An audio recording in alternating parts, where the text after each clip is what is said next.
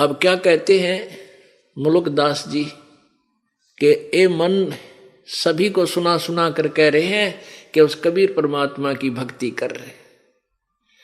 वो कितना समर्थ है, क्योंकि पहले मुलुक राम जी श्री कृष्ण जी के पुजारी थे हिंदू धर्म में जन्म होने के कारण, और महिमा सुना करते थे कि श्री कृष्ण जी जब बंसुरी बजाते थे पशु पक्षी आ जाते थे उनके पास, गायें भी बैठ जाती थी। तब मुलुकदास जी ने एक दो प्रश्न किया था प्रभु जी से कि ऐसे ऐसे सुना है जी कृष्ण भगवान जब बंसुरी बजाते थे वहां गौएं आ जाती थी, बैठ जाती थी, उनकी प्यार से सुनते थे। क्योंकि हम बहुत दिनों तक उस पुराने रंग में रंगे रह जाते हैं, थोड़ी बहुत श्रद्धा उनमें रह जाती है हमारी। उसको समाप्त करने के लिए प्रभु अपनी प्यारी आत्मा को अपने शरण में लेने के लिए क्या क्या लीला करता है। तो एक दिन परमात्मा ने कहा चल भाई मुलुकदास, आज हम भी एक बंसुरी बजा के दिखावांगे तेरे उस जमुना के किनारे पे। परमात्मा ने ऐसे हाथ किया, हाथ में बंसुरी आ गई। वो कद्दे ना बजाया करते, वो तो मालिक थे। बंसुरी आ गई और फिर परमात्मा ने वह बंसुरी बजानी शुरू की उस कालंदरी यानी यमुना के तीर पे, किनारे पे।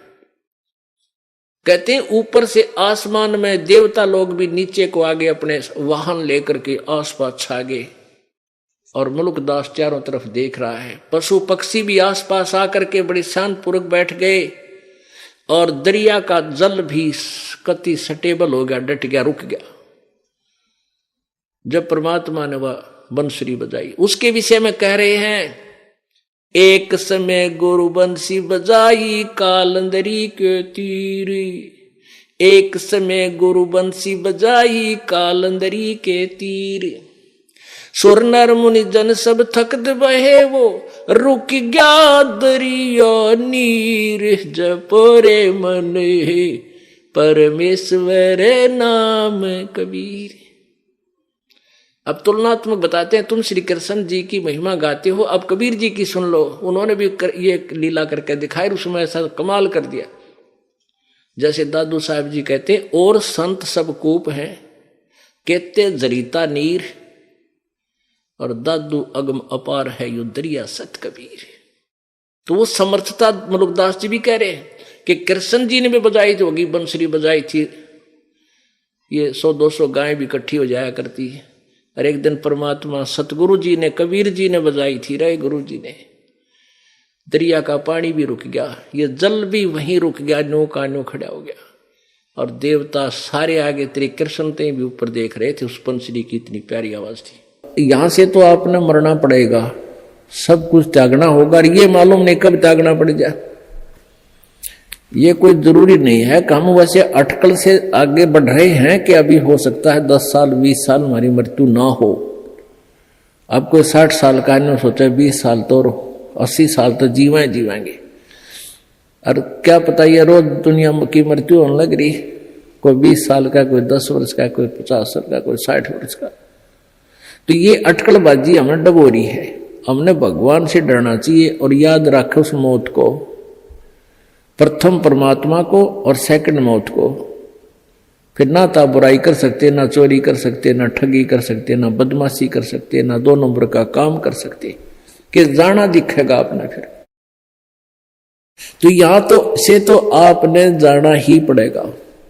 और यदि आपकी श्रद्धा सच्ची लो, उस सतलोक में जान की लगी, इस ज्ञान के आधार से आपकी आस्था या किसी परिवार जन्म में या किसी धर्म में नहीं रहनी चाहिए। जब आप यहां से चलन के योग्य होगे, और ये रहकर आपकी परीक्षाएं भी होंगी, आपके ऊपर कोई ऐसी आपत्ति ऐसा आएगा सच में, फिर आप देखेंगे कि मेरी वृत्ति बेटे में है कि बेटी में, पोते में है कि या पोती में, कोठी में या कार में। आप जी ने अपने उस जाल को स्वयं काटने की चेष्टा करनी है कि तो जुल्म हो गया, मेरा तो बीच में आस्था है। और यहां आशा रही तो वापस जन्म होगा, जहां आशा ता बासा होई, और मन कर्म वचन सुमरियो सोई। आपकी यहां किसी भी चीज में आशा रहेगी, आस्था रहेगी, तो वापस आप जी को आना पड़ेगा। इसी यहीं पर मनमाने यहां फिर बैल बन के आ जा, और यहां आशा नहीं रही तो फिर हमने आशा कब ना रहेगी? ये ज्ञान आधार बनाओगे, भक्ति घनी करोगे, दान धर्म खूब करोगे, उस भक्ति की शक्ति से भी आपके कुछ बंधन ऑटोमेटिकली कट जाएंगे। इतना दबाव बनेगा उसका आपके मन में, वो आना नहीं देगा, और परमात्मा कोई ऐसी व्यवस्था आपकी बना देगा कि हम प्रसन्न होते हैं कि हमारे संतान हुई, बेटा हो गया, और काल प्रसन्न होता है कि एक आहार मेरा और अंकुर फूट गया। कबीर परमेश्वर जी हमें एक बहुत ही सुंदर एग्जाम्पल देकर के बताते हैं कि बेटा जाया खुशी हुई, बहुत बजाए थाल, ये तो आना जाना लगा हुआ है जो कीड़ी का लाल। एक व्यक्ति के यहां शादी के 10-12 वर्ष उपरांत एक पुत्र की प्राप्ति हुई। उसके दादाजी ने अर्थात उस व्यक्ति के पिताजी ने बड़ी खुशी मनाने का फैसला लिया।